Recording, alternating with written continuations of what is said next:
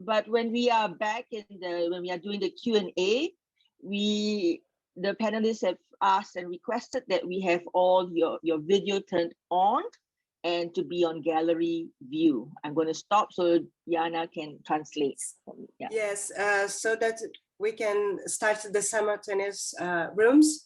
Vai ter tradução para português agora, então vocês podem selecionar assim que for colocado ali o canal de tradução para interpretação em português.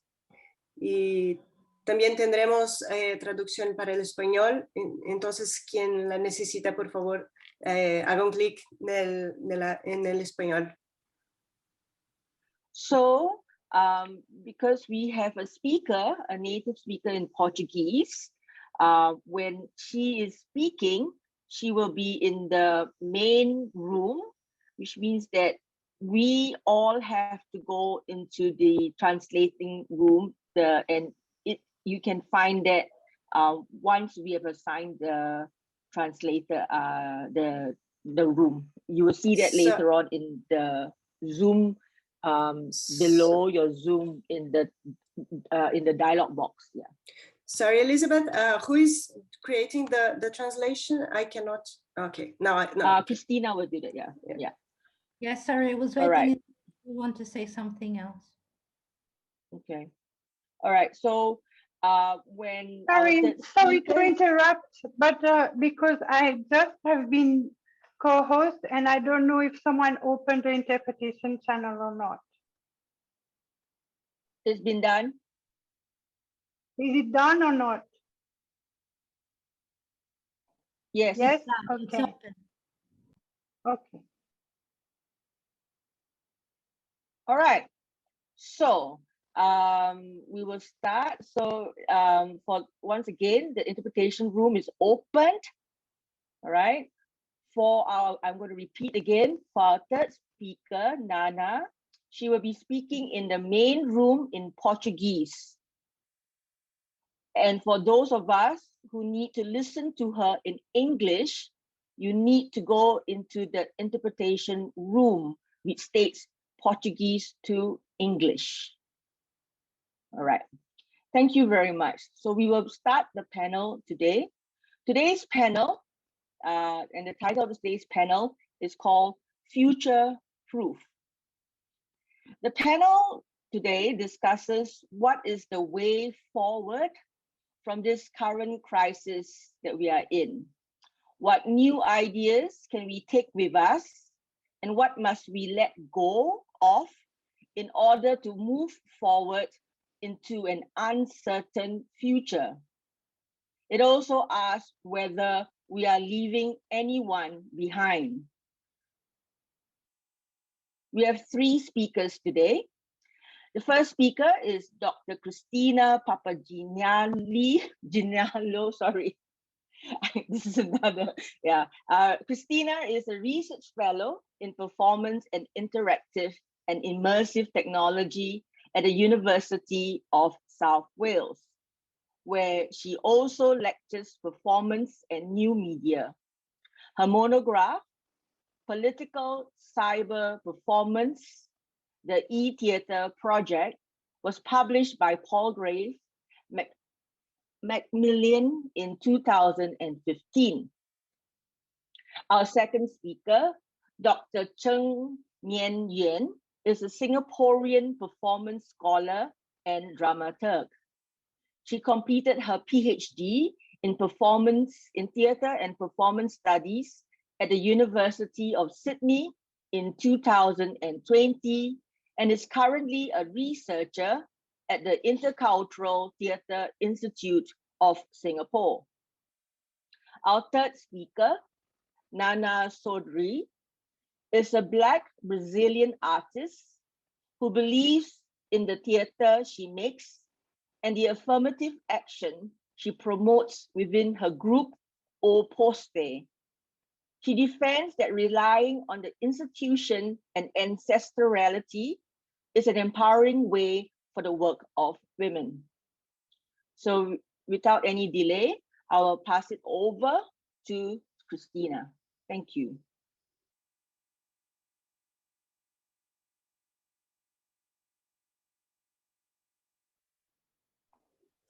Thank you. Thanks, Elizabeth, for inviting me to share my work as part of this panel. I will try to look at the past to help me imagine the future.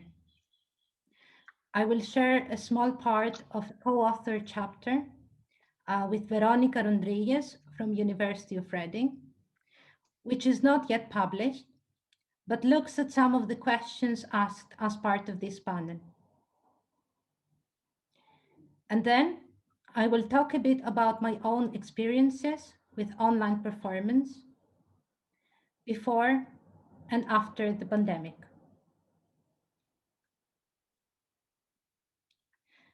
The COVID-19 crisis has forced theatre makers to turn towards the internet to communicate and interact with their audiences, and many theatre goers have been able to access theatre remotely. Even the most skeptical individuals with minimal or no interest in digital performance have now experimented with or experienced online performance practices. Live streaming, video conferencing, and social media platforms have been widely used for theatre education, experimentation, rehearsal, and performance practices, turning into online theatrical stages, that is, cyber stages. However, online theatre is not a COVID-19 product. In fact, it has existed since the 1990s, and it is tied to a rich history of practices and theories which we can learn from. It is part of the long-lasting relationship between theatre and technology, rooted, among others, in the Deus ex machina, apomichanist theos, of ancient Greek theatre. Shortly after the invention of the World Wide Web, theatre makers started to explore the possibilities of online theatre. The long, rich, and diverse history of online theatre and performance is captured in the Before the First video, a response to the many claims of online first in 2020, compiled by Annie Abrahams, Helen Varley Jameson, and Susan Fuchs, and edited by the latter. And Susan or Helen, if you could share the link, that would be great. Before the First documents only a tiny sample of online performances and installations from 1992 to 2019. At the beginning of the pandemic, existing streaming platforms were used, and as the pandemic seems to last longer than many expected, various streaming platforms started to emerge, tailored to particular aims to show and sell pre-recorded or partially pre-recorded performances to audiences. Although liveness and a place to physically come together is essential for theatre, at a time of crisis and uncertainty, theatre makers and stakeholders focused more on preserving theatre by keeping audiences interested in theatre, with goliaths of UK and European theatre closing the one after the other their physical buildings and opening their online performance archives for free to the public.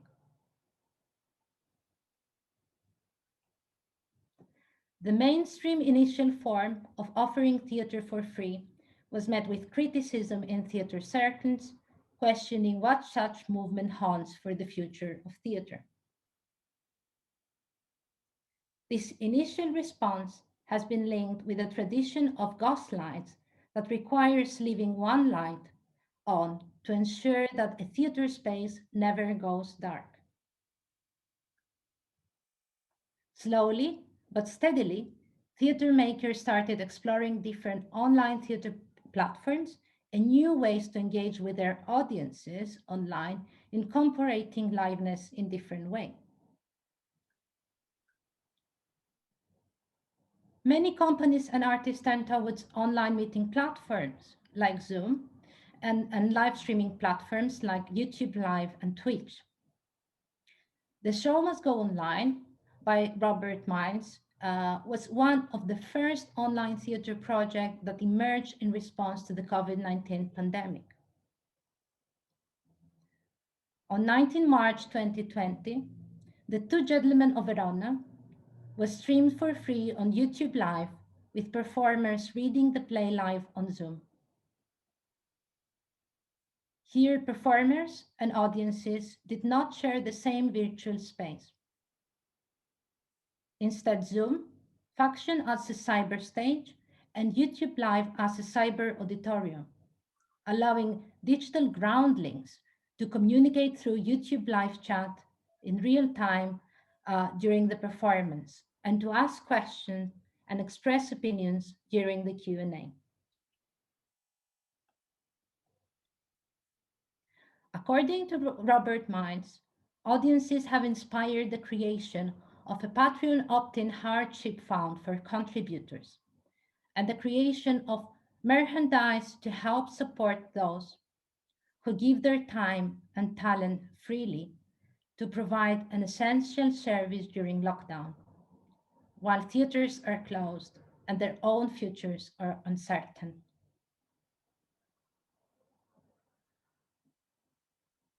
Thinking about the theater being made and shared during lockdown has prompted many considerations about what theater is, and considerations about the state of theater that was already online before the theater that has had to be online out of the need in the context of the pandemic. Although online theater pre-existed the pandemic, since the COVID-19 public health crisis, more and more theater and performance makers employ new tools, learn new skills, and engage with new types of audiences and platforms.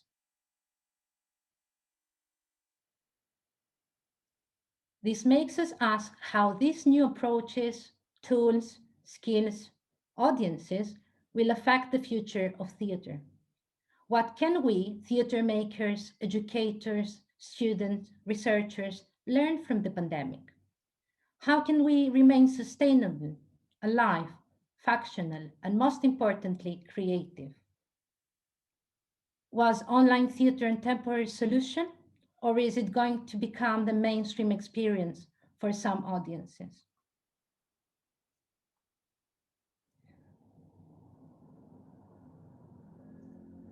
Some of the positive aspects that have emerged out of the current context include attraction of further audiences, young, new, and global, enhanced accessibility, that is at least access to theater for people with reduced mobility and ill people who cannot or do not wish to attend theater in person, as well as for people living in remote places or away from urban centers without artistic hubs and theaters. More people are making shows and reaching audiences online. The creation of new theater careers and more emphasis on the digital in the workplace.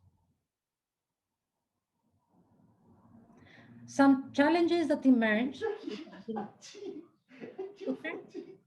delivered online include online exhaustion, fatigue, and boredom, lack of physical interaction and assembly, surveillance, climate change, and a The new situation for in-person gathering has also radically transformed the theater economy, given the numerous restrictions. The pandemic has further had an impact on funding availability to the arts and what projects get funded. Many theater industry professionals, most of them freelance, couldn't get work for a long time, and many theaters will unfortunately never recover, and some might not be able to reopen.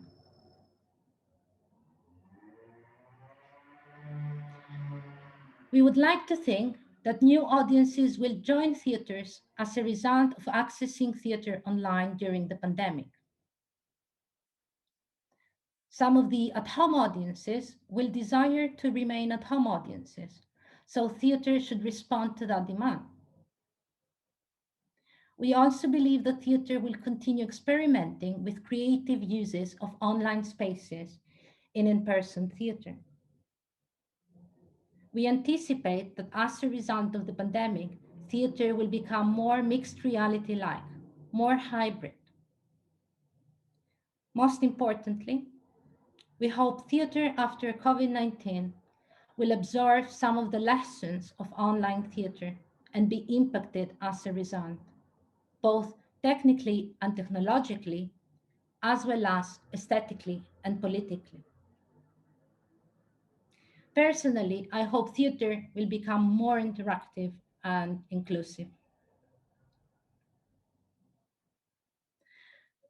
10 years ago, I directed my first cyberperformance as part of my research on political cyberperformance, the Etheatre Project. Siberian Child Circle in 2011 was a cyberperformance adaptation of Brecht's The Kafkasian Child Circle. And I'll make a small break here so I can share my screen.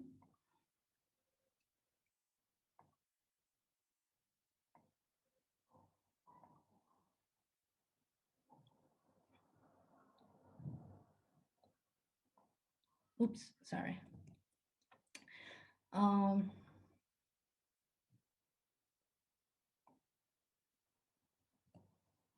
So this is the Siberian Child Circle in 2011.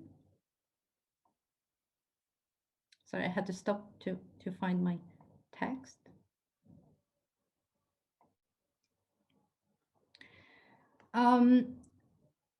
Which was on Upstage platform with Evis Tomatio and the role of Grusha.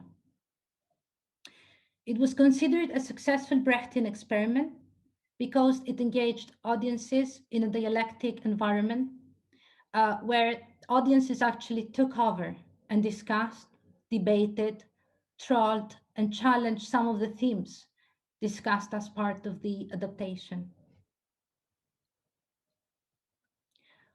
Although I experimented with different cyberperformance genres, in 2019, I returned to cyberperformance adaptations with Waiting for Brexit.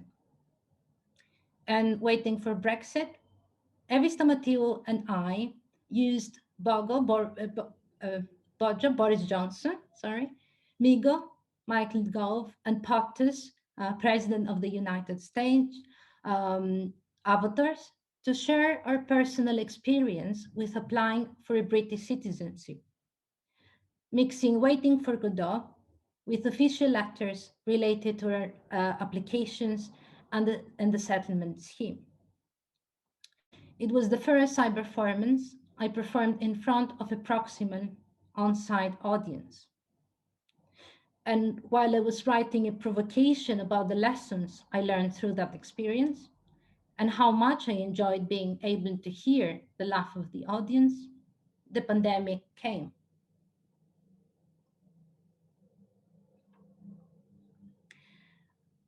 And as I was saying earlier, the pandemic found me alone in Cardiff, and I had to find an escape plan. So just to show you the Waiting for Brexit one, how it looked. And to find an escape plan, I was lucky to work with Helen, Miljana, Clara, and Vicky on the Zoo the Massacre performance, which you saw earlier. And it was really about us escaping in a creative way from the 4 walls we were trapped because of the first lockdown.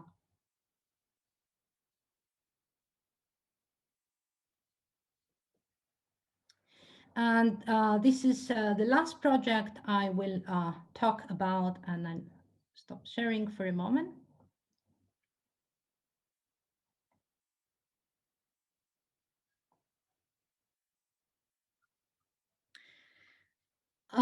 The pandemic also allowed me to collaborate with colleagues in Greece through Ubu Material project by Papalangi Theatre Company, which is based in Greece, in an Instagram performative archive. So I was approached by the company and my former colleagues at Aristotle University of Thessaloniki because they got some funding to do a theater performance on a theater space in an actual physical space, not a theater space, but it was an outdoor performance. But they couldn't do it because of the lockdown, and they couldn't rehearse, they couldn't perform it, but they had to spend the money. So although the company had no previous experience of using technology, the director actually said they are not even using the simple projection. They decided to go towards the internet and use the existing technology to find a way to move forward with the project and spend the funding they had so they won't lose it as a company. And they approached me and when they started rehearsing on Zoom. And they asked me to join the Zoom rehearsals and start discussing and thinking of what we can do with the project, which was an adaptation of Alfred Jarry's play Uburai.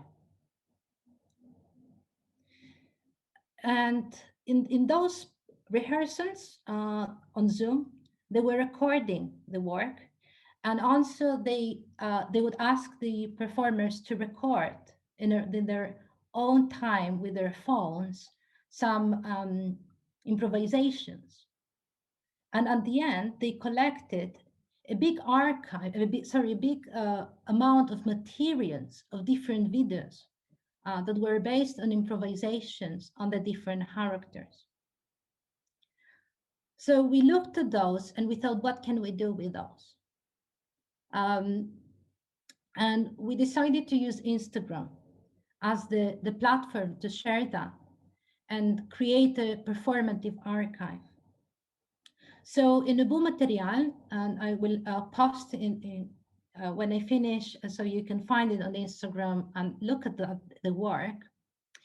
3 actors, narrators, isolated due to COVID-19's lockdown, explore Alfred Jarry's play Uburoy at home. Ubu Material moves beyond the logic of live or not live streaming, a common practice during the lockdown that attempts to fit the traditional theater within the narrower confines of the screen. Here we decided to use new media for what they really are. You have 5 minutes, Christina. Sorry? You have 5 minutes, Christina. Okay, thank you. I'm finished. So we decided to use media for what they really are. Channels of information and communication running across the globe, connecting people, influencing decisions, and raising questions. The performative archive was published in episodes. Sometimes it broadcasted live. We had a party for the audiences as part of Valentine's Day. And many people joined and started asking for songs for their own Valentines. And we started as a 30 minutes live stream, and it ended up being 1 hour and a half with people wanting to interrupt and ask their own songs. We also did a live performance for the Reconnect Festival. And we shared stories and we also seeked interaction with audience. But in any case, what we really hoped is that this performative archive will remain there forever visible and for use by anyone who's interested in Uburoy and create this archive, this performative archive of materials in one of the largest archives of visual information in the world, Instagram. So that's for me, and I'll send you the name of the account. Thank you very much. And now we'll go to Nien.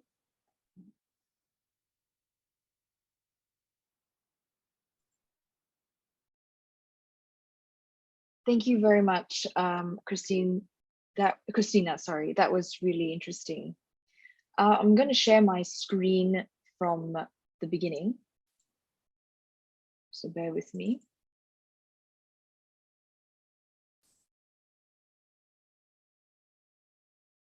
Are you all able to see this?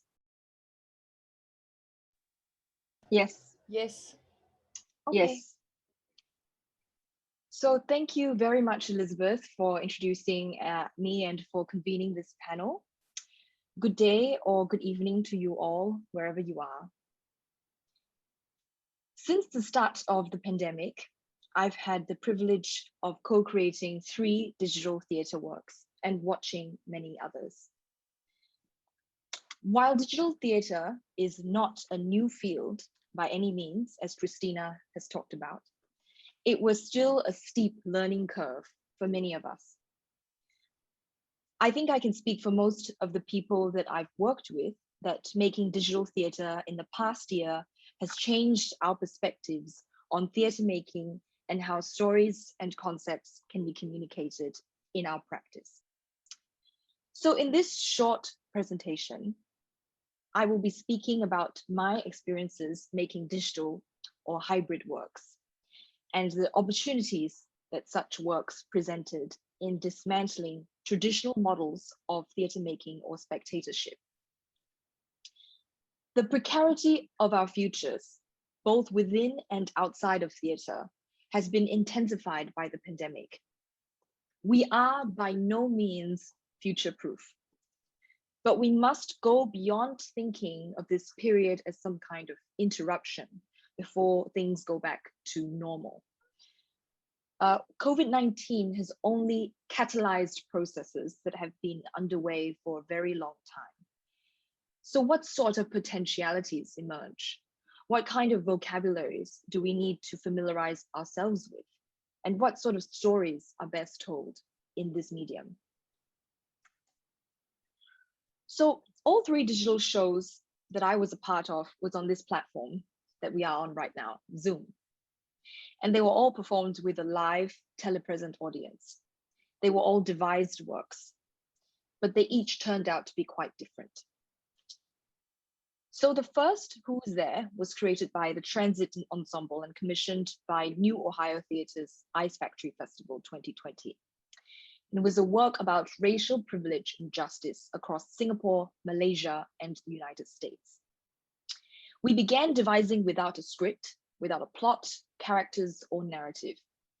What emerged from this 8-week process was an assemblage, in parts character-based magical realism, physical ensemble work, documentary theatre, and political manifesto. So it was a critique on the digital culture of both COVID-19 and Black Lives Matter, as it was made in the precise moment when these 2 cultures came together. You know, rehearsals started a week after George Floyd's murder in May 2020 in America. And we worked across 8 cities and 5 time zones. Because all of us were in lockdown, no matter where we were based, we worked around the clock to make the show from scratch, including allocating time for experimentation, as we were all very new to the processes of digital theatre making.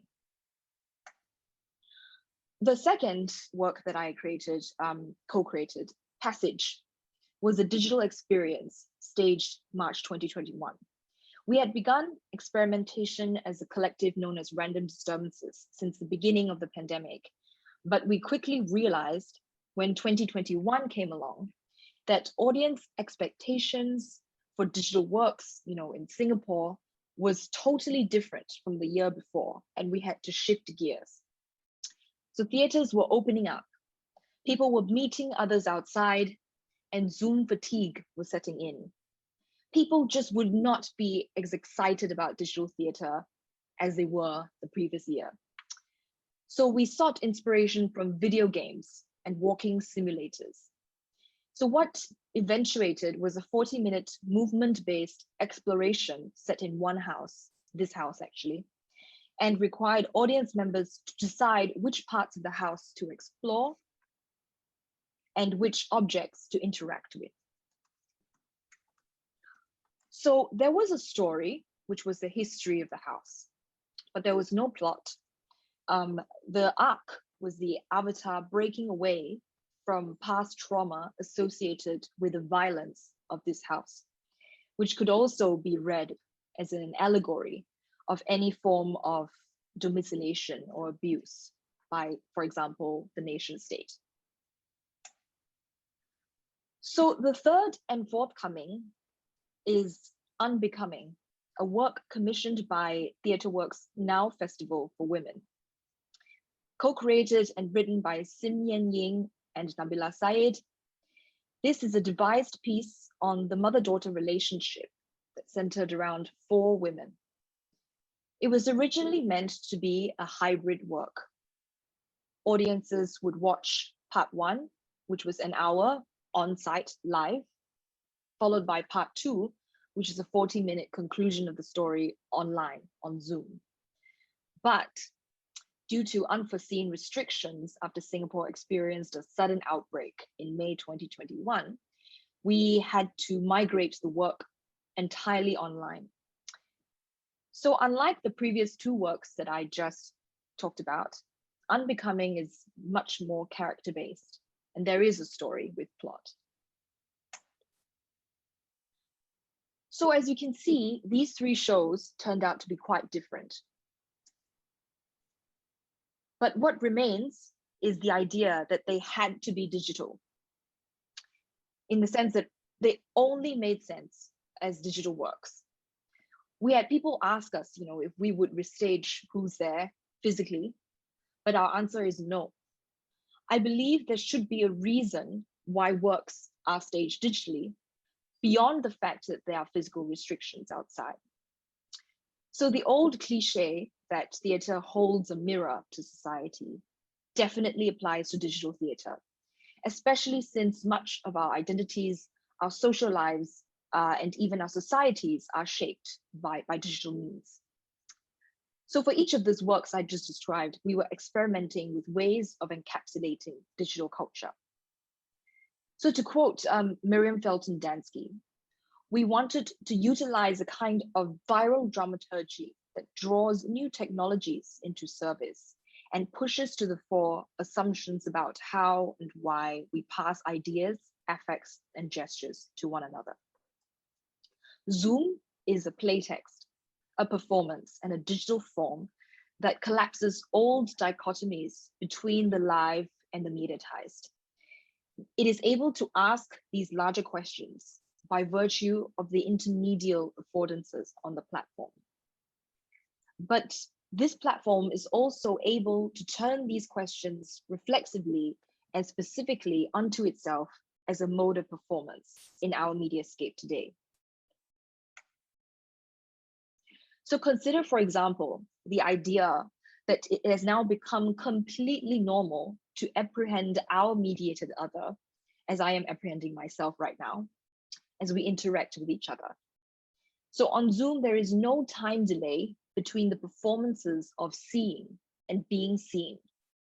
So what was once an uncanny experience of subjective interpolation that is normally saved for new media performance artists is now very normal, very routine for everyone, as long as they have a webcam or take selfies.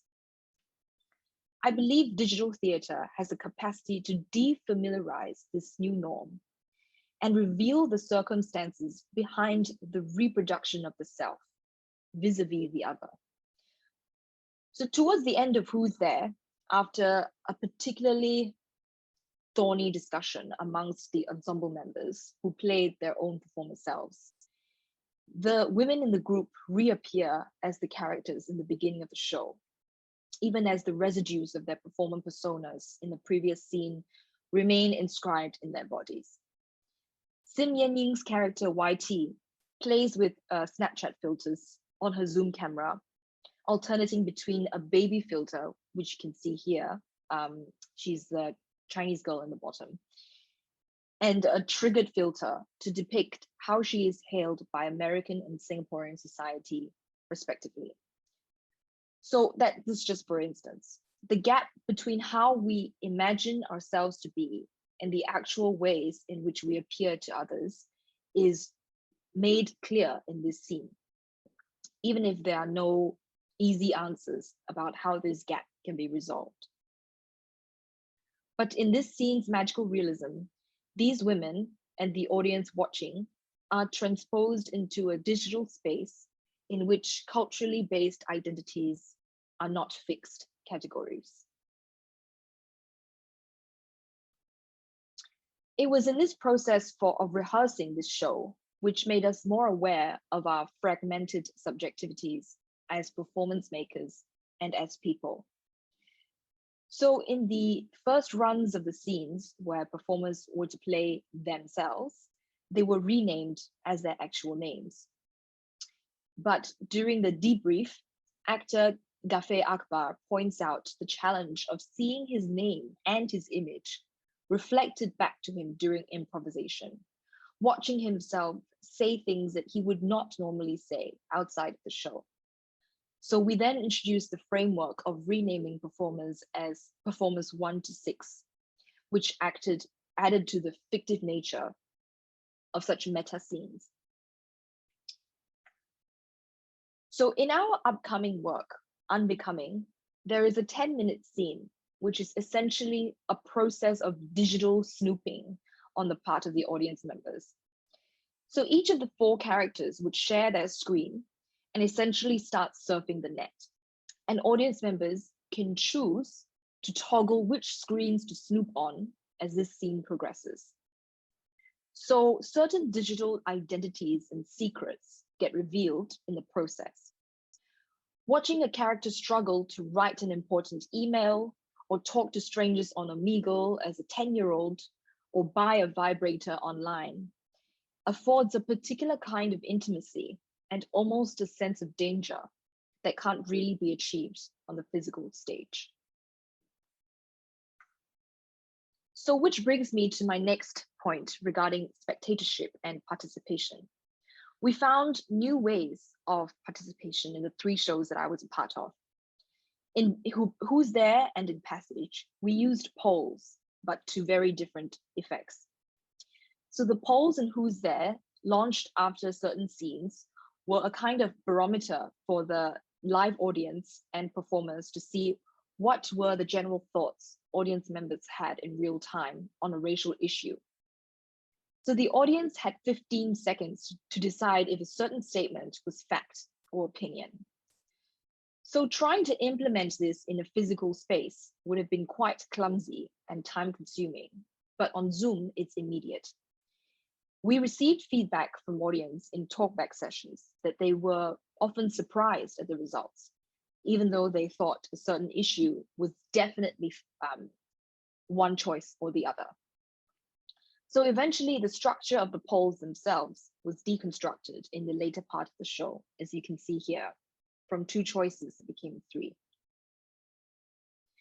So in Passage, however, polls were a fundamental gaming mechanism of sorts, equivalent to the A button on a gaming console.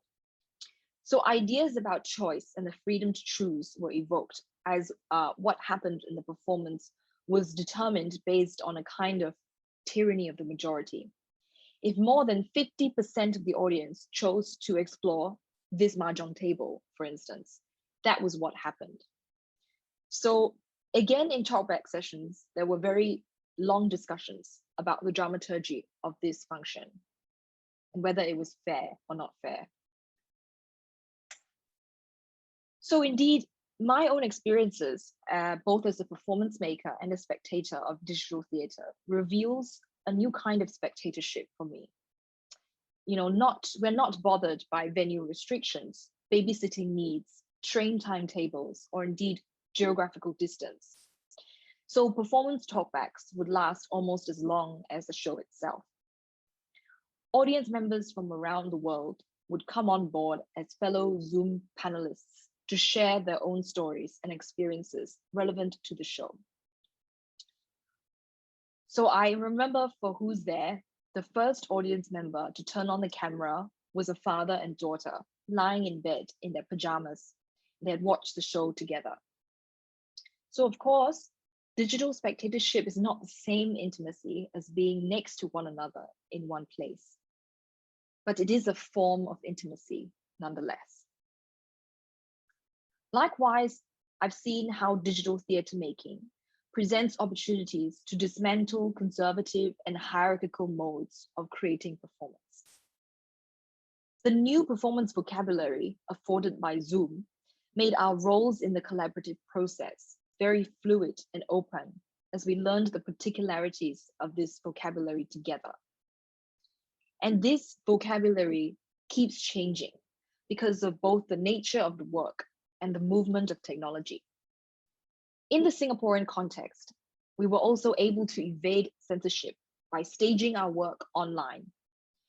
As long as ticketing was done internationally, we did not have to go through national censorship procedures.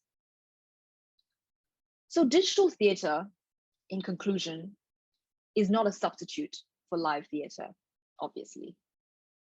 That said, the distinction between the live and the mediatized in theatre has long been problematized. More importantly, as both performers and audience put their bodies and stories on the line or online, can we really say they are not with us, alive? Thank you. Oh, thank you. Thank you, Yen. Thank you very much. And now I just need to invite Jana. I think we're going to go into the new room. So now that I think we have to all go into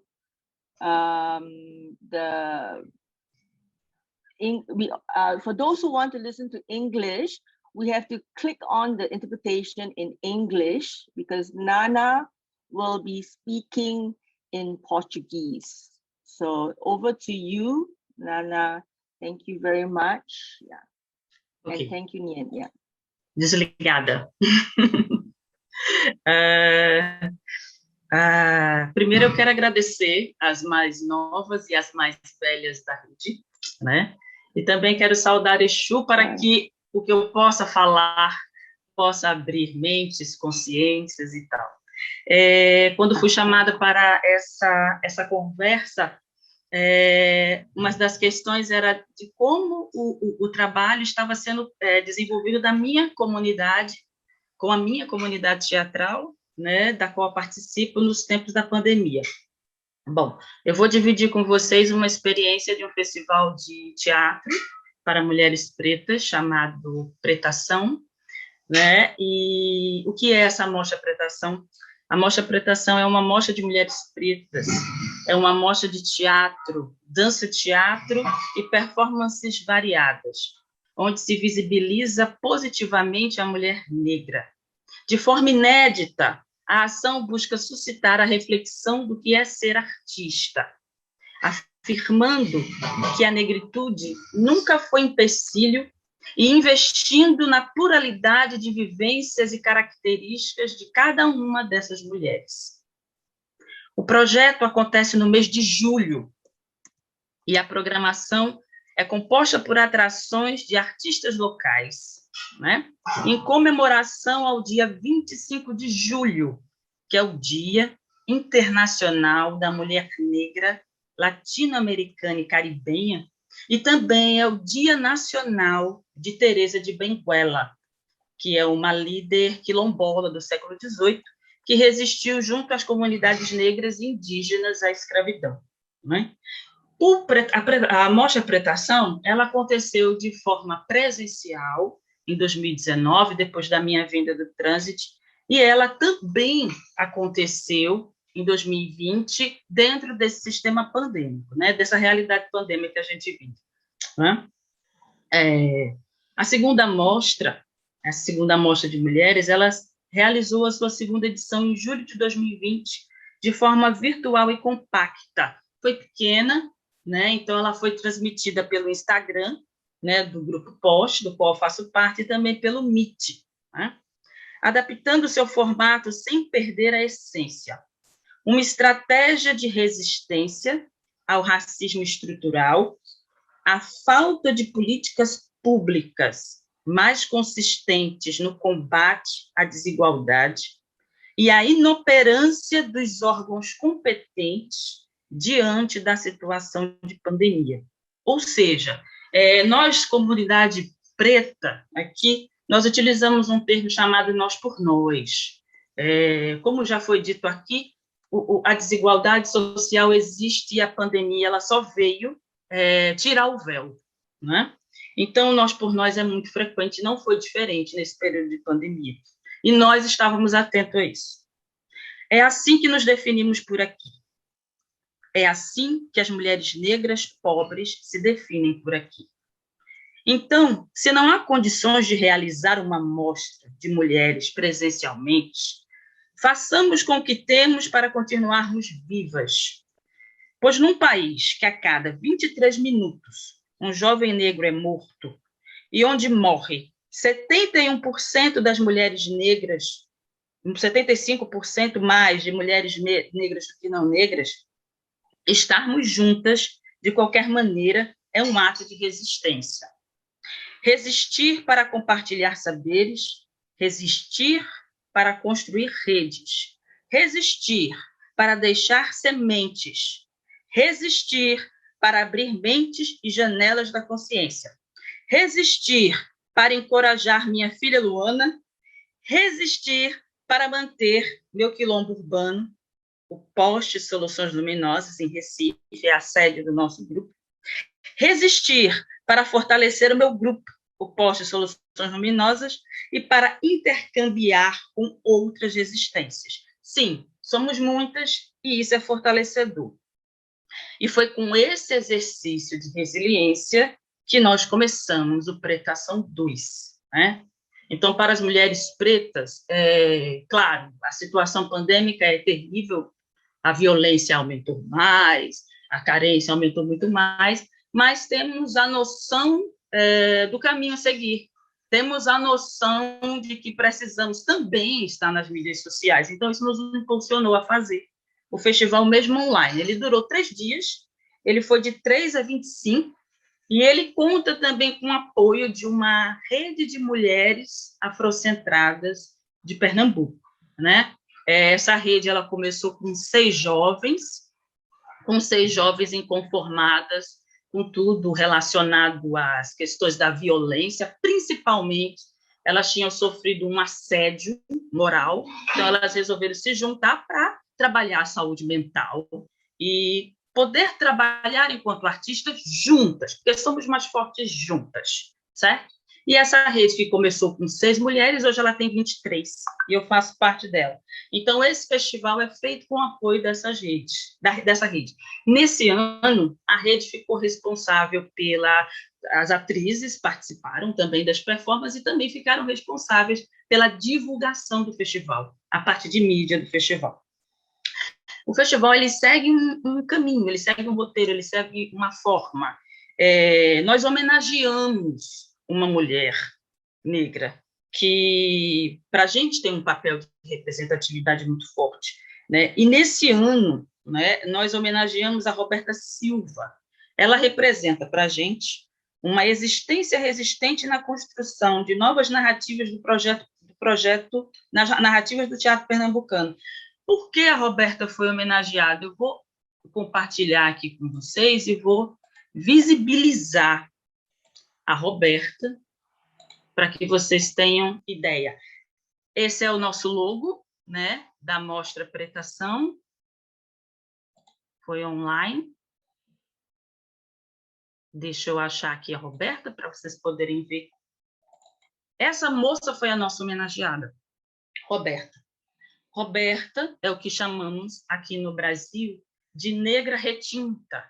Então, a presença de Roberta, sendo homenageada nesse festival, ela traz outra narrativa, inclusive de decolonização, né? Ela está sendo colocada, inclusive, como uma pessoa extremamente experiente em teatro e também uma historiadora. Ela não está num papel subalternizado, que seria muito comum olhar para ela e identificar isso como um imaginário racista. Então, estrategicamente, a Roberta, por ter uma relação também com o teatro de muitos anos e que isso é muito importante para as jovens que chegam enquanto representatividade e visibilidade, ela representou no nosso festival uma nova narrativa, né? O que qualquer pessoa poderia dizer é uma pessoa que poderia fazer serviços subalternizados, que também existe uma questão muito forte em relação aos serviços subalternizados, porque tem uma relação com esse processo da escravidão, de não acesso à educação e toda essa questão histórica dentro da diáspora negra aqui no nosso país. A Roberta, ela representa uma outra coisa para a gente. Então, nós visibilizamos a Roberta. Muito importante a Roberta ter sido homenageada nesse festival. Outras ações que nós planejamos, nós fizemos um fórum intitulado Novas Narrativas Negras, que tem como objetivo o compartilhamento de reflexões acerca da criação de uma realidade sem estereótipos, certo? Desconstruindo o imaginário de uma visão colonial e racista, para que novas narrativas sejam partilhadas, ou seja, nós podemos contar a nossa própria história, né? E esse fórum aconteceu, eu vou visibilizar aqui a foto do fórum, né? Temos essa foto, as mulheres estão por aqui, e também temos essa aqui. Então, é muito importante que a discussão também aconteça no festival, né? Para que várias vertentes, são mulheres de artistas de várias áreas, possam discutir sobre as questões pertinentes, né? É importante lembrar que esse fórum, ele nasceu, ele é uma semente da oficina de escrita que eu fiz com a Amaranta e a Yalin. E eu preciso dizer que elas foram grandes parceiras quando eu voltei ao Brasil, porque a oficina de escrita também foi realizada aqui com as mulheres pretas. Então, nós ficamos em comunicação e o que vivemos no trânsito trouxemos para cá, né? As performances também foram apresentadas, né? Elas também versaram sobre novas narrativas, que era o tema do festival desse ano, relacionados aos nossos corpos e às nossas corpas, né?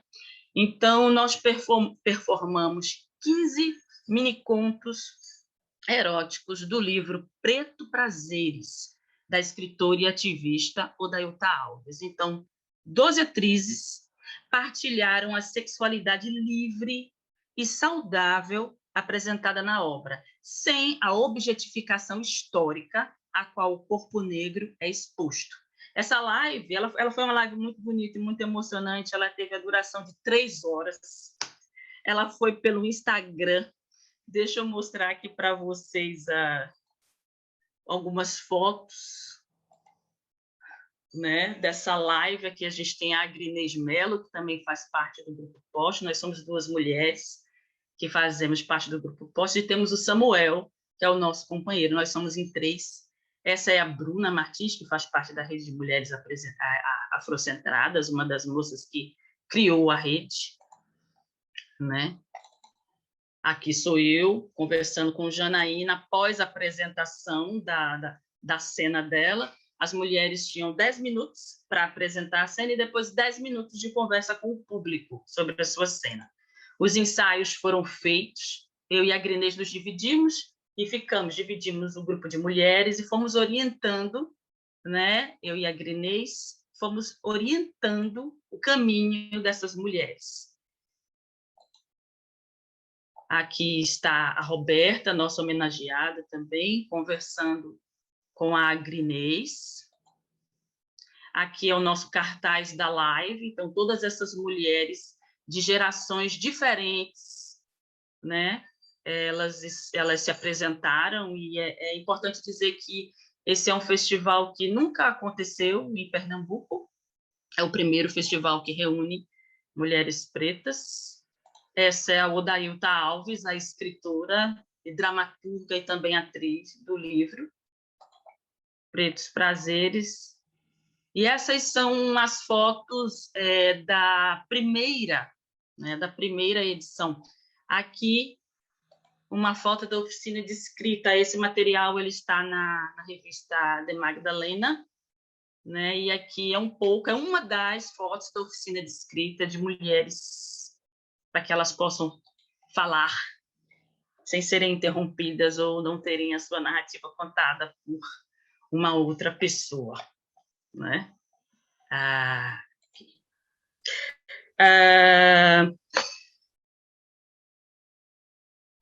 Tivemos outras ações realizadas pelo Grupo Pós-Soluções Luminosas durante a pandemia. A pretação foi apenas uma delas, né? Nós fizemos uma campanha, na verdade, para continuar com o nosso espaço, com a nossa sede, né? Então, nós fizemos uma campanha, recebemos o apoio de muitos parceiros, do público, de muitos artistas, e nós conseguimos saldar a dívida do nosso espaço, o tempo que ele ficou fechado, negociar a transição para um outro espaço. Continuamos no centro do Recife, que é estrategicamente importante para nós, porque toda a comunidade negra, na sua maioria, ela vive e mora em periferias. Então, após o processo da abolição da escravatura, por volta de 1838, aqui no centro do Recife, as mulheres negras, os homens negros livres já nesse período, tinham toda uma relação com o centro, mas aos poucos eles foram retirados por leis, por decretos, e foram para comunidades, para periferias. Então, ter a sede do Grupo Pós, Soluções Luminosas, no centro do Recife é estratégico, porque nós podemos fazer exatamente essa ponte das pessoas que estão na periferia para o centro, voltar, transitar, intercambiar. E nós conseguimos, mudamos de sede, continuamos no centro, estamos num lugar maior, num lugar que, inclusive, pode acolher pessoas para fazer um festival onde todas as mulheres estejam juntas, dormindo, inclusive, acordando, se alimentando juntas, né?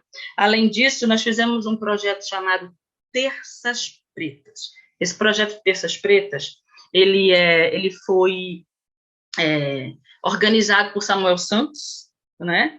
E nós entramos como coordenação também. Ele consistia em lives com artistas, e o artista tinha a oportunidade de fazer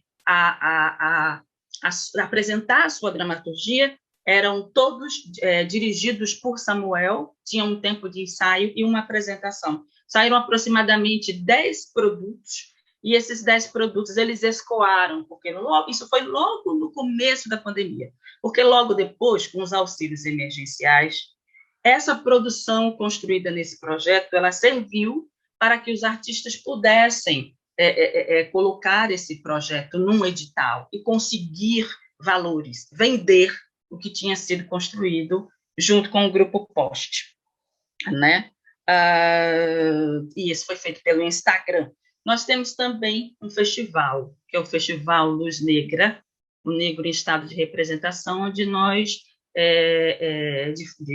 já é um festival que tem uma relação com todo o território nacional, certo? Onde nós convidamos e visibilizamos grupos de teatro e suas produções.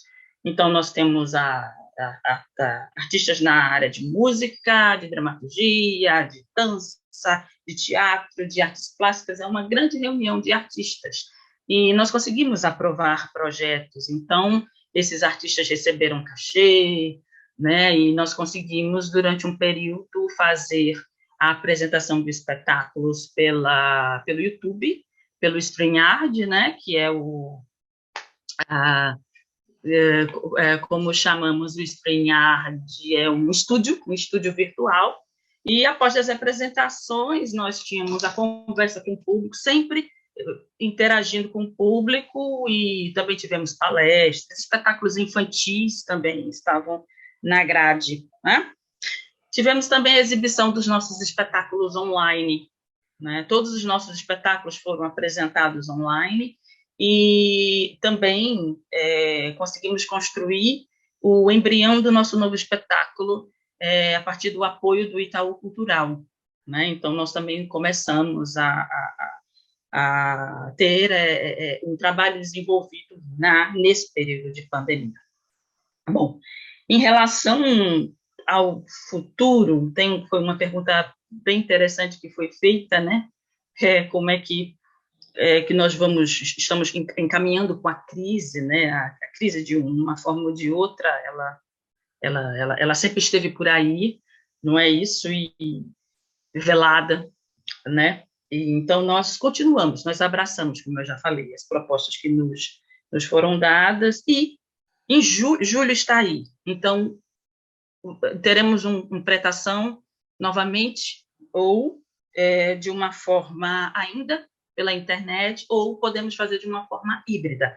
Vai depender muito da abertura do governo do estado de Pernambuco em relação, né, as pessoas já estão sendo vacinadas aos poucos, então vai depender muito de uma espécie de uma flexibilização e de um conselho que eu vou fazer com as mulheres, que geralmente participam e apoiam o festival, se nós vamos conseguir pelo menos um núcleo muito pequeno, né, para que possamos ir para o espaço. Se não acontecer, faremos online, né? E mais para o futuro ainda, eu preciso dizer que eu consegui colocar esse ano, nós conseguimos, o Grupo Post conseguiu botar o projeto no edital, o edital que tem o Fundo Pernambucano de Cultura, nós temos, e gostaríamos muito que passasse para que a Rede Magdalena estivesse conosco no próximo. Então, o projeto já seguiu, estamos no processo que é uma licitação, né? Estamos aguardando para essa caminhada. Vai ser híbrido, mas nós queremos esse contato com a Rede Magdalena, as mulheres do Magdalena, conosco no nosso festival. É isso! Jana, muito obrigada, minha querida. Wow. Thank you, thank you.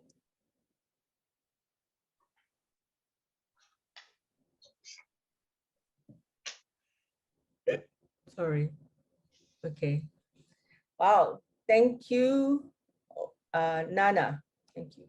Thank you very much. So, wow. Well, let's invite the panelists back on. So if you can if everyone can go on to gallery screen, and we just wait for Christina to come back on. And we request for everyone, if you like, to have your video turned on so that it is not so alienating, and we can actually connect and share spaces and share ideas together. Thank you. I'm not sure how this is going to be done because Yana is because Nana is in the main room. So questions from the main room, I think I might need some help here in terms of how this Q&A is going to be done. But the English session, I mean, I think we can go there, and then perhaps when we are asking Nana question, Jana, maybe you might have to, come into the main room and then repeat again. So bear with us. You stay there. Oh, okay. All right, it's gonna be quite interesting, but let's try this. So I'm going to open the floor for a Q&A itself. And Ilanda is here right now. Christina, yeah.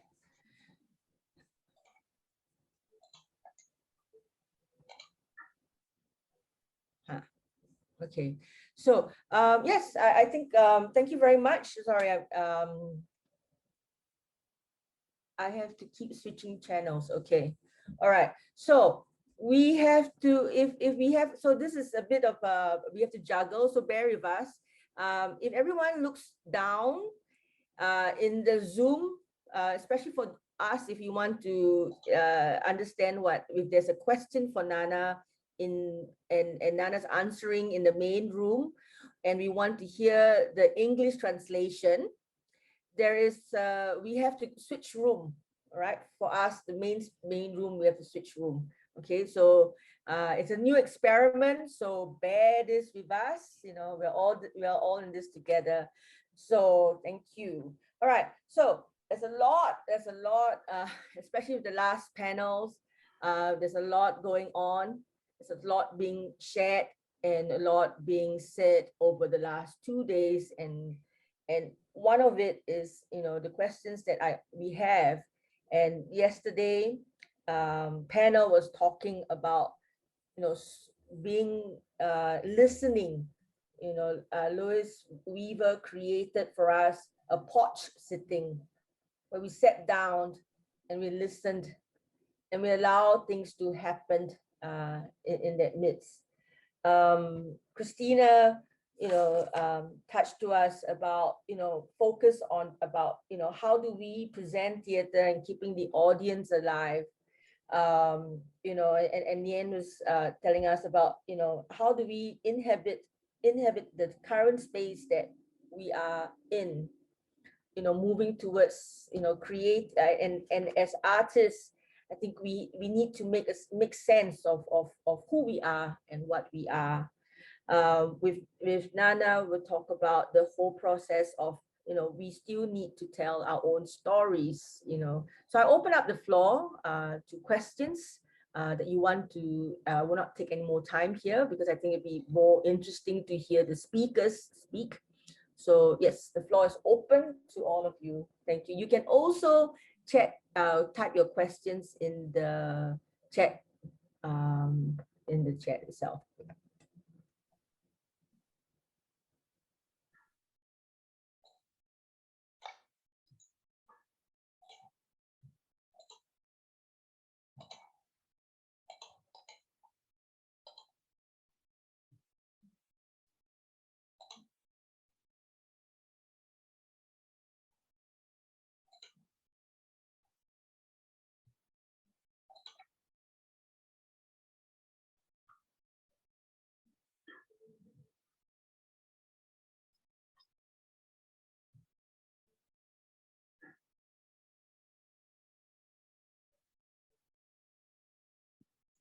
I can ask a question, can I?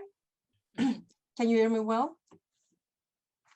I'd like to ask Christina if she thinks that cyberformance will be a way for many of the theatrical or even dance companies that exist, and that now they experimented with it. And do you think that if this is over, they will go on using cyberformance, using digital media, or it will be like a fade for them, and then they're not going back to the digital when they can be, you know, physically present in a theater? Oh, of course, I cannot know that. I can only hope that because they had now all these new skills, that they might use it. I'm thinking like in terms of, for example, the university is learning through this experience, and they're discussing what we can do when we actually go back in the building, keeping some of working from home, keeping some online elements, but of course moving on so back to the face-to-face and seeing how we can do that safely. The other thing that we don't know is when this will finish. We have now a new variant that it's spreading across the UK, and soon they are expecting it to spread across the rest of Europe, and we don't know how long this will take.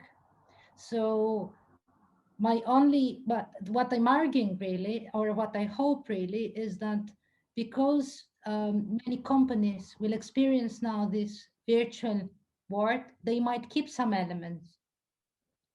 They might keep, and they might move some of those elements on stage and make hybrid performances.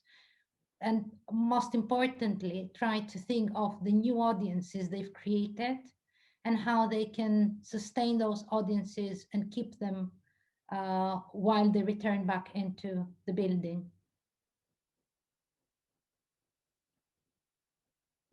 And Jill had her hand up. Yeah.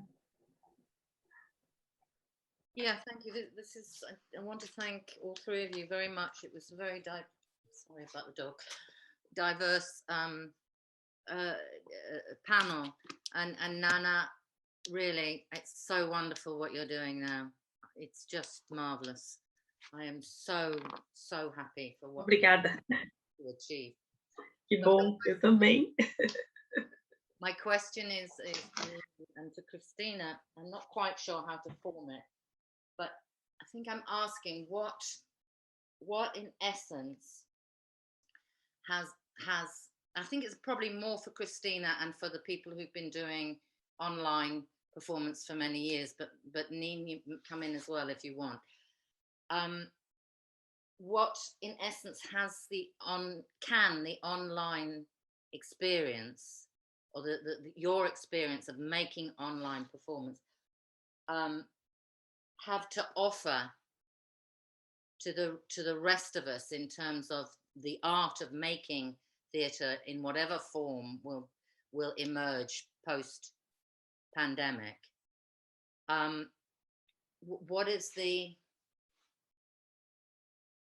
What have you got to teach us, is what I'm saying, I think.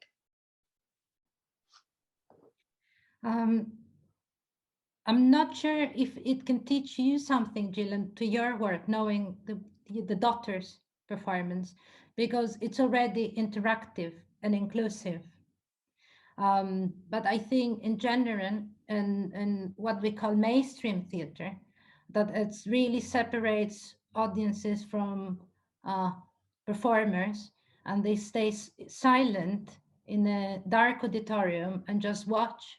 It might offer a lot in terms of inclusion, in terms of allowing them space to interact. And I know Zoo the Massacre is not so interactive, but like the Siberian Track Circle was all about co-writing with the audience. The play couldn't exist if the audience didn't type and respond.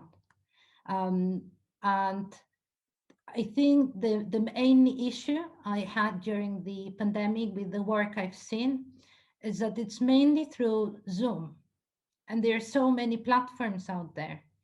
And I hope more people will start exploring different platforms and start acknowledging audiences are there and making them more interactive.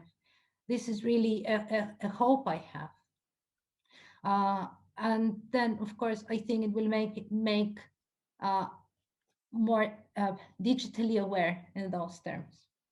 But just to say something, is not really answering your question, but because I spoke about the different projects I worked during the pandemic, I was also really lucky to work with Jill on her daughter's performance that you will see on Sunday.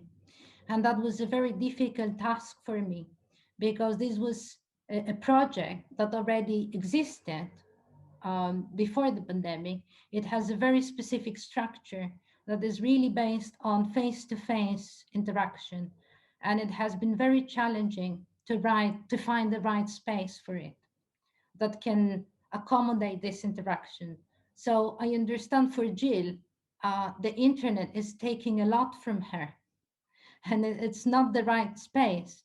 It's been difficult to find the right space online for such a performance, because Jill has been working already with interaction and making the audience part of the performance, being somehow co-performers when they go and listen to a story.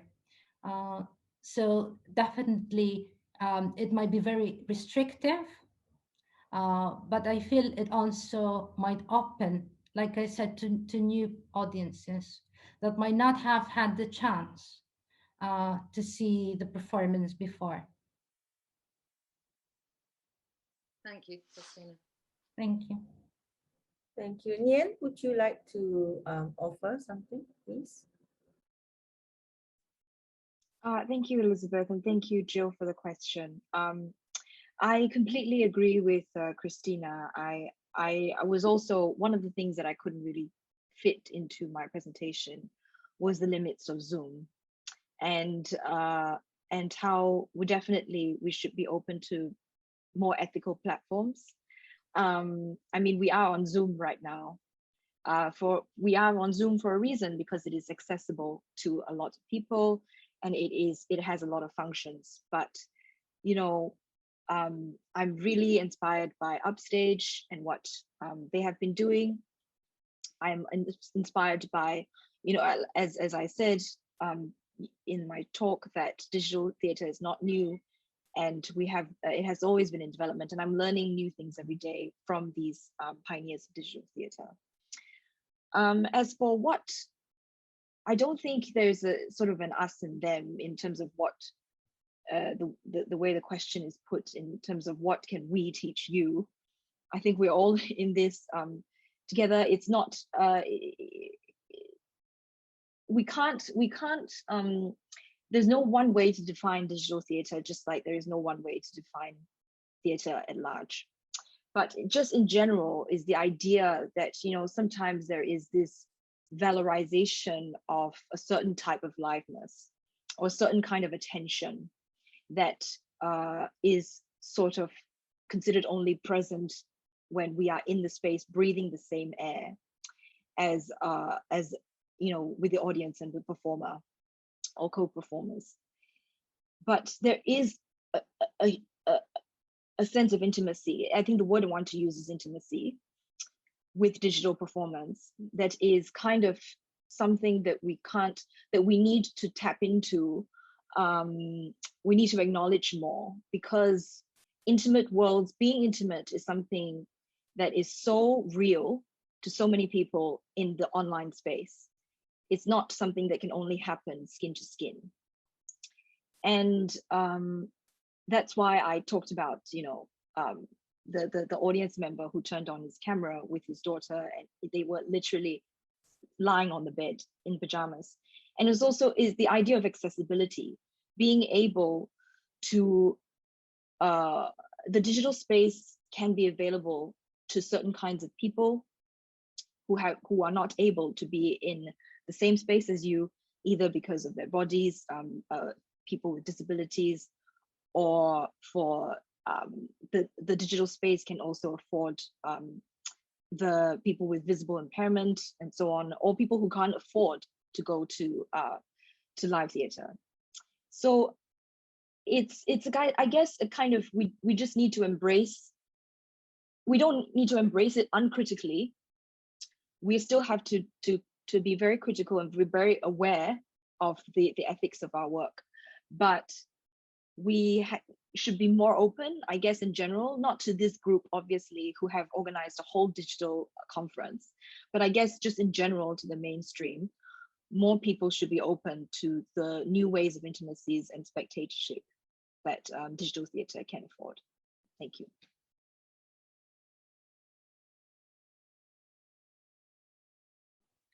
If I can quickly jump, sorry, and just to say, because we were talking about platforms, I cannot not mention Susan's platform that was Water Will Tap. And because it was a platform that it was very similar to Zoom in terms of having cameras and sounds, but it was a creative platform where you could do several things that you cannot do on Zoom.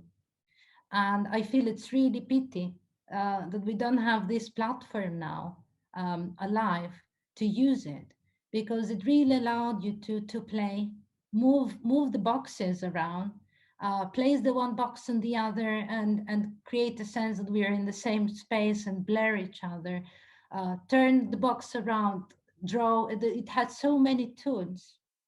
It was really, when I was using Zoom, I was always, oh, why it's not water when tap?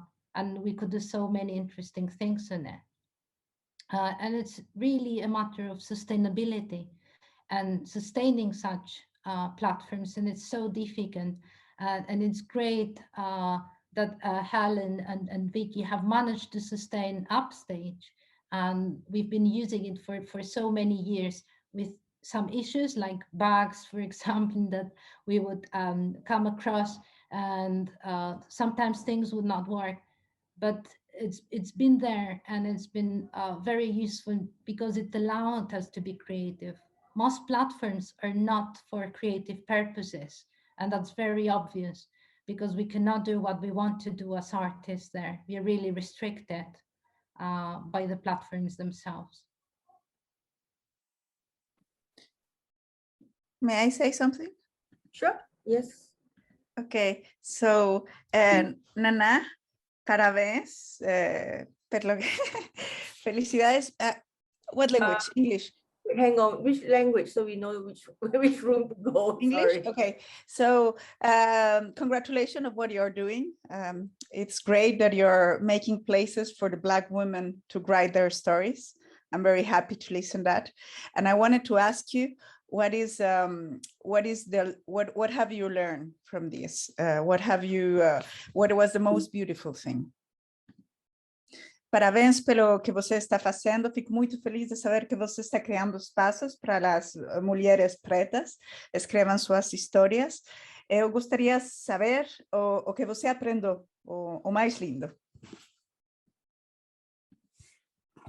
O que foi de mais lindo, Sim. certo?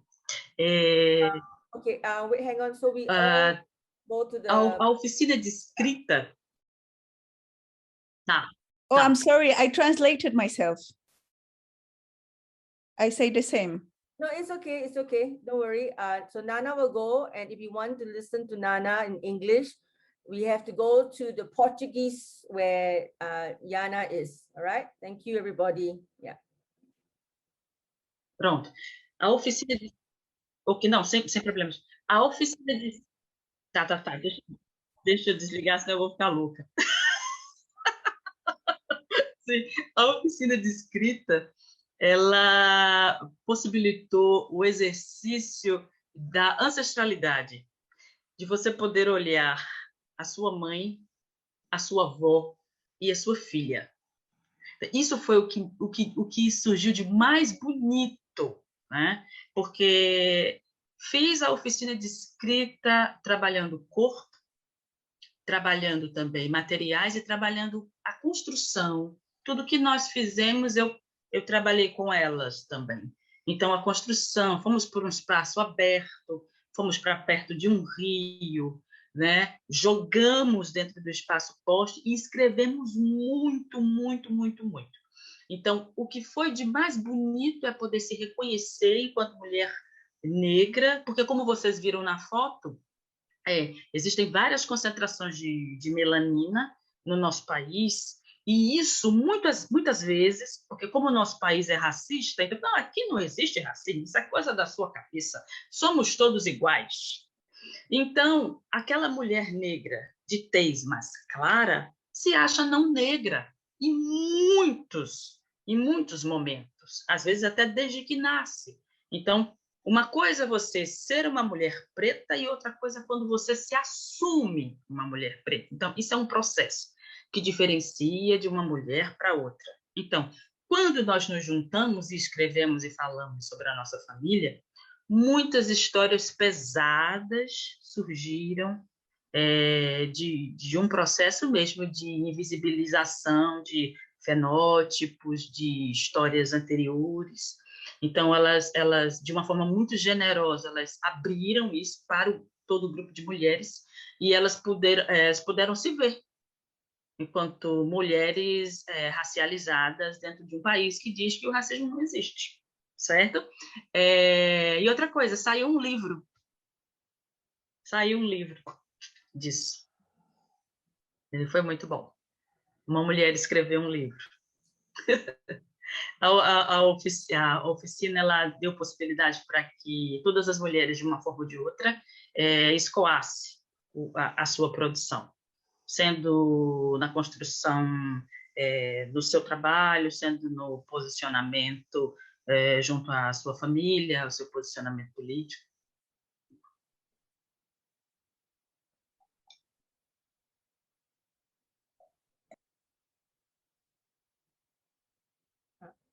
Thank you. Thank you very much.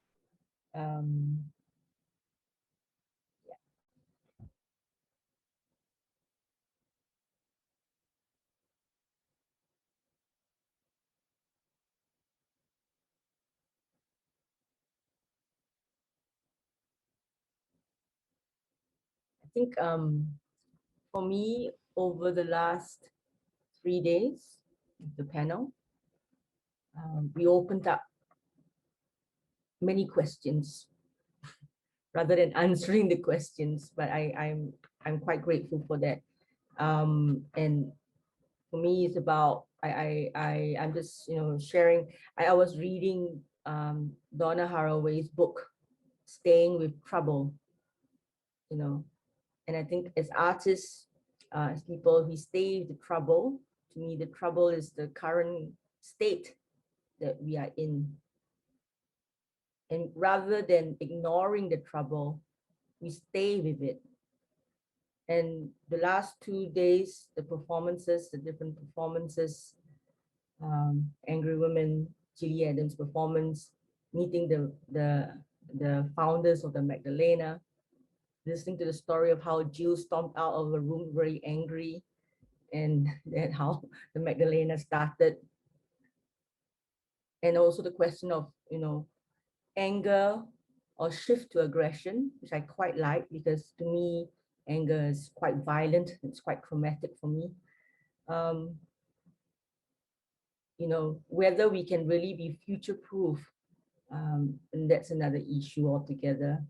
And even though this is first online performance, I think we are bringing up questions of a shared space. What is the shared space and the shared intimacy that the Magdalena has held and done for over 35 years?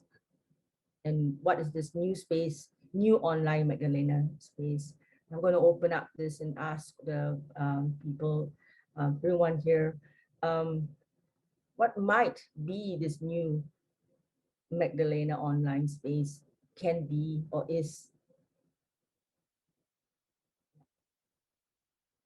in response to what the panel has talked about in their work over the last 2 days that we have been in here.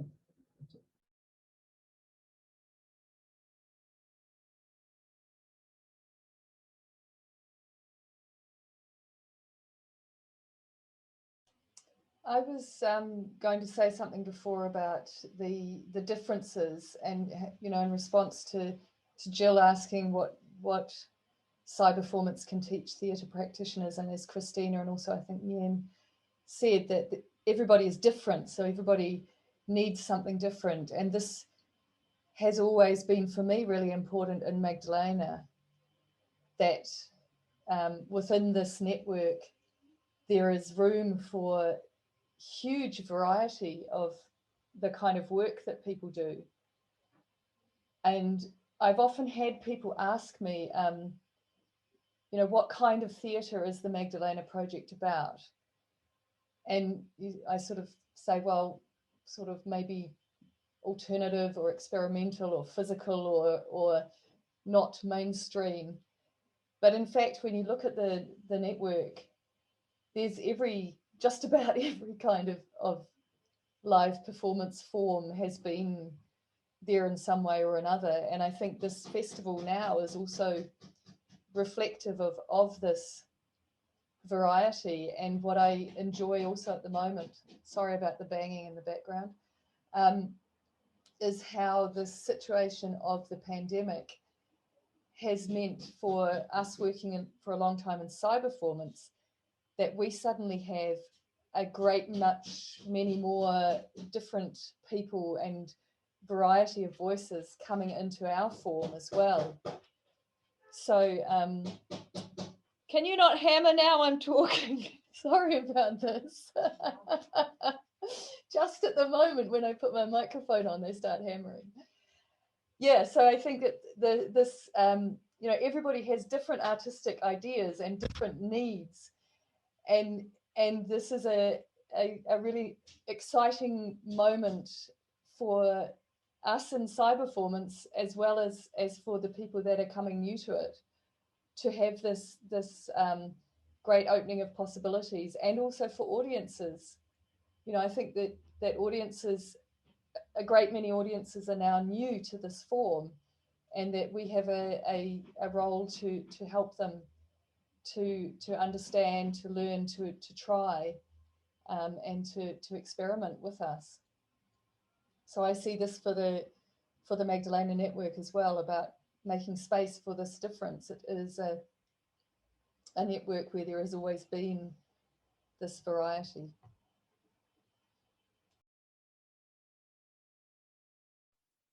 Now they've stopped hammering. If I can just add that there is also a big difference between the work that we chose to be online, because we wanted this work to happen for the online space. We didn't have to. It was, at the moment, is more of we have to, because there's no other way to do it. Of course, you can do it in your balcony. I think there's been great things happening, for example, in Italy, with different performers performing in their balcony, either music or theater, or even doing Zumba in the street, and all over the world, to entertain their neighbors. And I thought that was, for me, a great alternative to the online, that people can use their own balconies and windows and streets to entertain other people and keep them happy during that time. But many had to move online to reach their audiences and keep them there, and remind them that they are here, and remind themselves that they are still creative, and that they want to keep on doing work or sharing work they have already done. I think the big difference is that when, for example, and I'll talk about my own self, when I did my first Cyberformance, I wanted it to be online. I was not forced by anyone to. I really want to experiment with this space, and I wanted the performance to have a meaning for being online, not just to use the space. So what I did at the time was that I was inspired by the stream scene in Brecht's Kafkasian Charakterten, where Grusha and Simon met each other, but they had the stream in between them. So they could see each other, they could talk to each other, but they couldn't touch each other. And I was feeling that this is the relationship I was building with my family and friends. I would communicate through Skype at the time, and we could see each other, we could talk to each other, but we couldn't feel each other. And this is how I started looking to do a performance in the internet and make it part of the dramaturgy. So I was looking to explain why the performer is online, why the audience are going online. So I placed the whole performance in Egypt during the Egyptian Revolution, when people were turning on their Wi-Fi's, removing passwords so people could communicate with each other online, because there was the internet blackout and they couldn't connect on Twitter or on Facebook or on Skype. So I used Upstage as a platform that is not blocked in Egypt, and where Grusha enters and asks the audience to help her find Simon, who she lost because of the revolution. So I had really this need to make the online part of the dramaturgy, a part of why it's there, also explaining.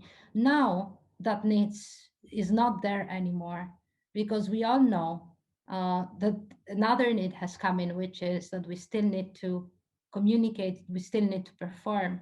And that's the only way to reach audiences that are not in our neighborhood.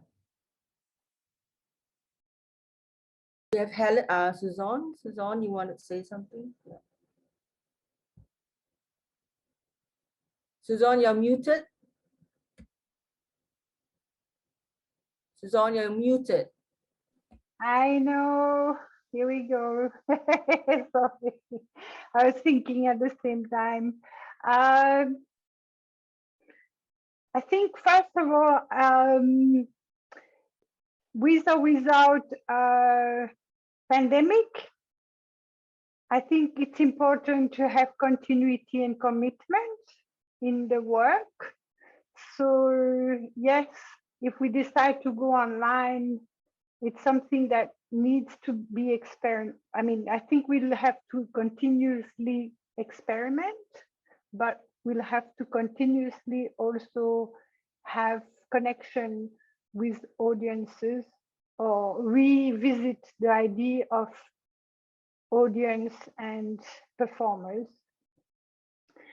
So I believe there will be a lot of new formats coming up, but what I have seen, and that's why also we stopped Waterwheel, and I mean, I will be really happy to have a new upstage, but I believe that the speed of development of technology for the moment is actually overcoming, or it overcomes our capacity of grasping what's going on. I mean, we still can grasp a bit, but it's really going to a speed of development that we will not be able to follow. And I think what would be the most interesting, and I think that's also what people who started with the beginning of internet trying to perform have done, but it has to be continued and in a wider, bigger scale, is to infiltrate the big companies that have money to develop this kind of technology. Because it's only if we are in these kind of places that we can also return the tools. Like I remember when I start to experiment and learn about the online spaces, I had the opportunity to go on Access Grid, which is a very high-end platform that is used between universities and also between for medical purposes and things like that. It has been used for at least 2 decades, if not more. And yeah, that was the very first thing I thought. It was like, oh, it's a huge tool. You can have like 3 projectors or 4 projectors at the same time. It's very immersive environment already 20 years ago, but all these blocks were really rigid and everything was kind of rigid. And but I think also it's by being frustrated with this kind of rigidity that we can make new tools that are more flexible. Yeah, so I think one of the big things that artists will need to do is to continue infiltrating companies that develop, because alone we are not able to really develop. I mean, alone, even if it's how do you say, open source with some collective groups, in terms of really having specific space for performance, I think we need to really open up to all the communication tools, to everything we have access or infiltrate access. Voilà. That's all what I wanted to say for the future. We have a question from I think Dimple raised her hand, and then I'll go to Fiona after Dimple. Thank you. Thank you. It's not a question, but I just wanted to add that I'm a performance artist, but not a theater-based performances. So, but we have been experimenting online performance since 1 year, and we call it as a simultaneous performance act. So like 9 artists simultaneously perform together. And we have been having like completed almost 15 episodes. And it's quite an exercise-based performance. It's not open online, but we do it as an exercise, and then we have a next session of interaction responses, what we did in the performance, and then putting it in YouTube for viewing. So it's more like, you know, we do it, but then we also do the process of thinking and discussion, and then we also invite 3 artists every time we have the episode. So this is a new version of experiment which we have been doing it. So that's, I just wanted to share my like what kind of experiment as a performance artist we do. And there are like several platforms for performance also. And some are live, and live performance act more, you get immediate response from the audience. And sometimes we have a recorded version. So these are kind of experiments which visual artists have been doing with performance. Thank you. Fiona? Hi, hello. I'm a little bit late to this discussion, but lovely to be here. So I'm a theatre maker, and I'm a lecturer at Goldsmiths at London University, and I'm a joint citizen of Britain and New Zealand. Hi, Helen. And so my practice working online began because I moved from New Zealand to Britain and continued working on projects in New Zealand as a dramaturg, as a performance developer.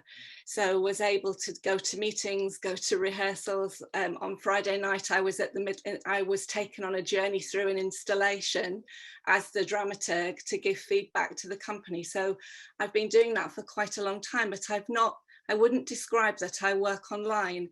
But this year at Goldsmiths, my work has been completely online. I've only met my students a couple of times, and we've tried all sorts of different things and gone in many different directions with a group of working with our MA performance makers and our MA composers and our MA writers and dramaturgs. We did a massive interdisciplinary project where we really looked to push the parameters of what's possible online, and they came up with some incredible projects. And it was amazing because the students a lot of them had not been able to come to London, so they were all over the world doing these collaborations, and were able to make these quite amazing pieces actually that went up. I've also been involved in much more traditional practice where people have tried to put plays up, and I think that's been maybe less successful because it's taking something and sort of putting it online rather than actually starting from working online. But I've just been involved in a series of readings where the students have worked with professional actors and directors online on Zoom to do the rehearsals. And then it was one of the first performances to go up at Soho Theatre this week. And that was a really interesting transition because all of the work was online, in terms of preparing the actors. Slow down, Fiona. I think Janina's signaling to slow down. She's translating, they're translating. Yeah, sorry to interrupt. That's all right, I'll slow down. So just to say that we were, we were rehearsing online with the actors and directors, and inevitably that there was the frame, which Jill has talked about, and the kind of but a kind of intimacy that came from working in that way, which we then took the work into the theatre. So we had one morning to put it into the theatre before the audience came in the afternoon, because we wanted to limited contact with the audience or contact between us physically. But that was a massive transition to take it from Zoom into the space for the actors, because obviously they hadn't worked in a theatre for a year, so they were hungry for it. But they needed a lot of direction about connecting up and out rather than into the screen, you know, in terms of the things that Jill's been talking about. And I think that will be something that comes actually later on when actors who've worked on Zoom, how that then influences how they perform actually when they move back into the theatre. For me though, the big thing that I think I will hang on to with this is the access, because I've worked with a lot of disabled students. I've worked with a whole range of people across the world that would never have been able to come together. I've been able to bring Alison Campbell from Melbourne to teach my students, and I've been able to teach for her. We've done these swaps, and there's been this incredible, kind of exchange that's happened that would never have been possible without this. And that's what I want to hang on to. I'm also exhausted. I've spent the whole year staring at this screen, and I just want to close it down and not look again at a block of faces. So however lovely it is to see all of you, it's so intense and it's so exhausting working in this way. Yeah, I think I just wanted to share all of those different thoughts that sort of summarize the journey that I've been on online this year. Thank you. Thank you. We have time for one more question, actually two more. Carenza, you have your hand up? No? Yeah. I just say this is about rehearsals and stuff like that, because I recently did a kids performance. I have a kids group that before the pandemic, and then we stopped for a year. I'm slowing down, and started again. And like with this Zoom medium, we did a lot of work on this being the stage as opposed to a camera. And we did improvisations with lights and things like that, and a light ballet. And then we started, I do masks in real life, but I couldn't get the masks to them. So we use the lens masks and backdrops. And just in short, that process of changing and working together and getting your backdrops to change at the same time, changing your lenses and communicating how to do this, and teaching these young people between the ages of 10 and 12 how to do this, actually took as much time and as energy as a rehearsal in real life. And because it was the way we all been living our lives, I mean, there was, and their kids, of course, there was this very strong sense of community, and people who had never been there were able to attend. But yeah, Zoom performance, I think, takes as much to get comfortable with as real life theatre. Thank you very much, Carenza. I have one question to ask all three speakers, and it has to do with what first Christina shared about, I think, the fact that she was doing a performance in Egypt, and about open access, and the platform was not available, so she had to do that. The second one it's very close to my heart, but it's about censorship laws in Singapore. I think we have to understand that these laws, censorship laws, are very, very real in countries in Asia. And it was also something that the artist Olive Opto, the videolog lady, was talking about, using these online platforms and online space so that she can speak about the government without having to go through very, very strict censorship laws. And also to Naná, because she was mentioning how they needed to tell the story, to use social media. So my question to the three of you, and I think we all understand, and I am, sometimes I am envious of countries who do not have censorship laws and fees, because censorship laws are something that some of us have to navigate through very delicately, very, very delicately. And I do not want to share. I don't know whether you have all read the news. I might knock on my door about what happened to the only independent newspaper here in Hong Kong, and blah, blah, blah, blah, blah. So nice to meet you. The door comes in, but not comes in. I'm not joking. But yeah, so the floor to you, maybe to the three of you. Let's talk about this whole need, this censorship. I think we need to tell the world that these censorship laws are real, people. They are real, and it's scary. Let's go. Thank you. Yeah. There is nobody here from Iran, nor from China, isn't it? Let's go to the three panelists, please. Thank you, Susan. Yeah, sorry. Yeah. I was just. I will be very quick because I'm lucky not to have censorship neither in Greece nor in UK where I'm based.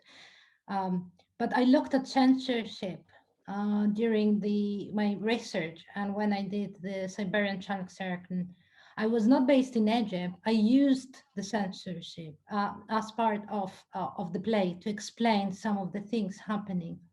But I've also learned a lot. I looked also in Turkey and the revolution there and how Twitter was used by people to share news that were not shared on TV and communicate with each other. And then the same platform, Twitter, was used by Erdogan, who is the president and say king, and used it to find those people and put them back into the prison. So for me, I think the important thing is that we need to be very careful when we use the internet. It's not a separate space from the real space. It's an extension of it, and and people, especially when are open platforms like Twitter, they can trace and find what we are posting there. So we need to be super careful in terms of that. I don't know really how difficult it can be in countries where they cannot access social media, specific social media. I can say only for Greece that because TV and media are quite controlled, I would say too controlled for a democratic country. Many have found social media as a way to actually share news that are not on the news. And it has been quite powerful lately with people sharing news that then had to become news on TV because they were so big on Twitter. Thank you. Thank you. Yeah, thank you, Christina. You're absolutely right. We all still need to be very careful about what we say. But I think Elizabeth will know that in Singapore, we can't put up a theatre show without having to vet the script with the authorities, and just having the opportunity when we did Who's There to talk about race, something that is very sensitive in Singapore still, without having to just go through that very stressful, mentally stressful, emotionally exhausting censorship process, where sometimes they will ask you to amend the scripts or even cancel your show maybe a week before, 3 days before, a day before the event. To be able to do that, even at the risk of being so-called blacklisted because we are part of the show, I think it's still a little bit more liberating than it was if we had to go through the censorship process. That being said, we were still careful. Like there are laws now, fake news laws, that allow governments to prosecute people for so-called fake news without any reason or any justification that is fake. So if you do any sort of criticism, you can be prosecuted for fake news online. So we were, I remember when I was making Who's There, when I woke up in a fright in the middle of the night, before opening night, thinking, oh my God, we talked about this minister and we might be they might not know it's satire. So they might prosecute us for this law. This law is for people like us. So we had to put in the chat that this was satire, and it became part of the performance, that this is not fake news. We are making a joke. So this, I mean, after the performance, many Singaporeans came up to us and asked us if we were scared, like, how could you do this? How could you talk about the government like this? But it's really because it's, it was online and it was based in New York. So we didn't have to do that. So there is obviously plus points, but there's also, like what you have said, Christina, that it's not separate from the real space. The law will catch up eventually, I think. So we will have to take what space we can. That's all. Thank you. Nana, anything to add? And then we can end the panel. Sim, quero sim. Nós tivemos que entender que precisamos... Deixa eu só desligar, Jana.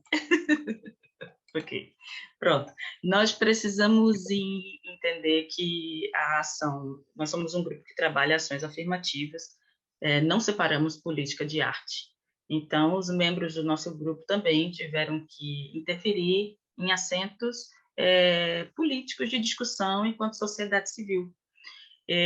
Então, discutir com o governo do Estado, discutir com a prefeitura, né, o fato de estarmos numa pandemia e termos um grupo muito vulnerabilizado nessa situação, e que esse grupo deveria ser visto, né? Então, tanto os artistas de espaços rurais, como as mulheres negras, como os homens negros, como as culturas de tradição, deveria ter um olhar. Então, o que aconteceu?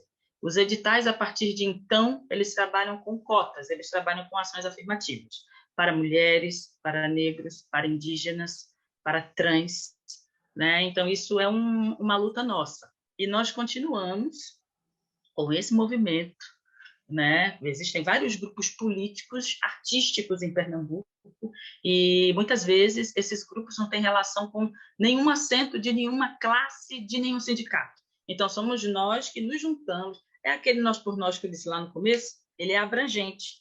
Então, nós nos juntamos para que a mudança acontecesse. Então, nesse período pandêmico, foi fundamental que deixássemos de lado as diferenças, né?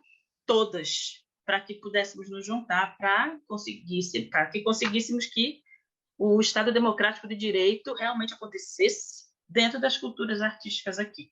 Em relação ao governo federal, nós tivemos a liberação do Fundo Nacional de Cultura, enfim, né? Vocês sabem o que está acontecendo aqui, né? Então foi uma luta grande, existe um desmonte absurdo acontecendo, nós já não temos ministério, a nossa cultura está sendo liderada por um secretário que usa uma arma na cintura para coagir, isso é real, viu, gente? Nosso secretário especial de cultura, ele usa uma arma na cintura para coagir os funcionários, né?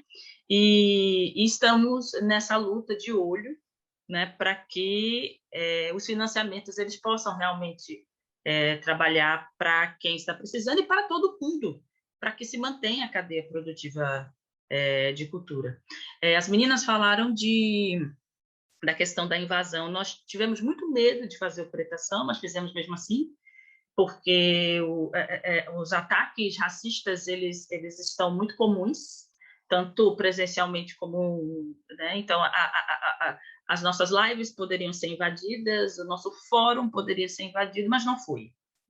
Isso não aconteceu em nenhuma das ações que fizemos, e foram ações muito abertas, os vídeos ficaram por muito tempo no ar, as ações aconteceram e tal.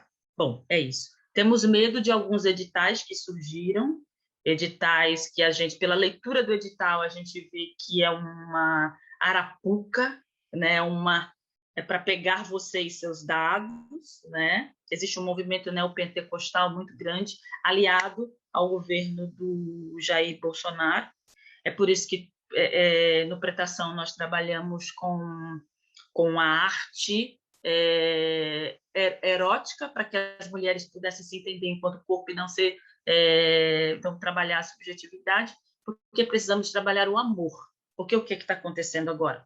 Muitas mulheres negras de matriz africana, que têm uma relação com a sua ancestralidade, elas estão deixando a matriz africana e estão indo para o movimento neopentecostal. Elas são a base dessa pirâmide do movimento neopentecostal, com esse sentido de família, esse amor de família, né? E é isso.